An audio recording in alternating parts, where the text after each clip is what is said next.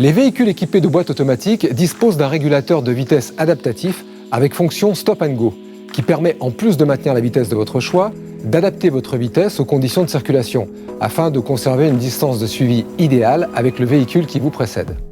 Notez que ce dispositif peut être activé de 0 à 170 km/h. Pour mettre en service la fonction, appuyez d'abord sur ce contacteur. Le témoin s'allume en gris et le message « Régule adaptatif on » apparaît au tableau de bord. Une fois la vitesse souhaitée atteinte, pressez l'un de ces contacteurs. La fonction est alors activée et la vitesse actuelle mémorisée. Elle apparaît en vert au tableau de bord avec ce témoin. À tout moment, vous pouvez modifier la vitesse de régulation en appuyant successivement sur plus ou moins, jusqu'à obtenir la vitesse désirée. Notez que lorsque le régulateur est activé, une distance de suivi par défaut, correspondant à un temps de suivi de 2 secondes, s'affiche en vert au tableau de bord. Il est possible de régler la distance de suivi avec le véhicule qui vous précède en appuyant plusieurs fois sur ce contacteur.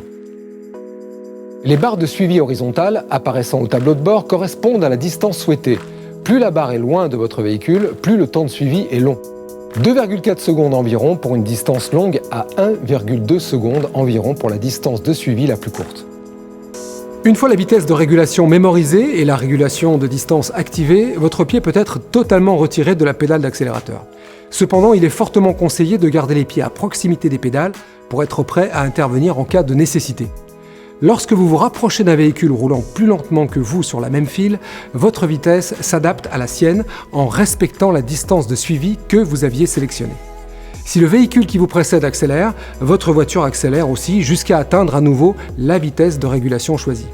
Si ce véhicule s'arrête, le régulateur adaptatif avec fonction Stop and Go peut freiner à votre place jusqu'à l'arrêt de votre véhicule, puis le faire repartir lorsque la circulation reprend.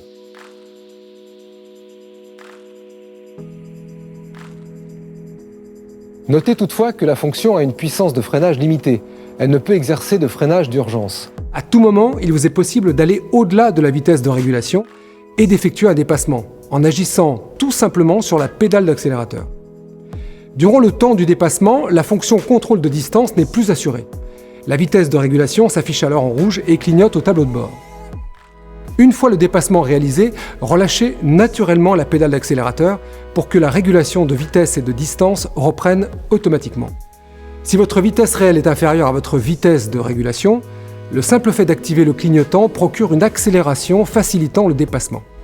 Le système peut être mis en veille en agissant sur la pédale de frein ou bien en pressant ce contacteur marqué du symbole O. La vitesse de régulation et la distance de suivi sont alors mémorisées. Pour réactiver le système, il suffit d'appuyer sur ce contacteur. Un appui sur ce contacteur réactive la fonction de régulation sans tenir compte de la vitesse mémorisée. C'est votre vitesse courante qui est alors prise en compte. Enfin, pour désactiver le régulateur de vitesse adaptatif Stop and Go, appuyez simplement sur le contacteur initial. Cette fonction est une aide supplémentaire à la conduite qui ne doit pas remplacer votre vigilance de conducteur. Le régulateur de vitesse adaptatif Stop and Go ne doit pas être utilisé lorsque la circulation est dense, sur routes sinueuses ou glissantes, ni lorsque les conditions météorologiques sont défavorables. De manière générale, adaptez toujours votre vitesse aux conditions de circulation indépendamment des indications du système.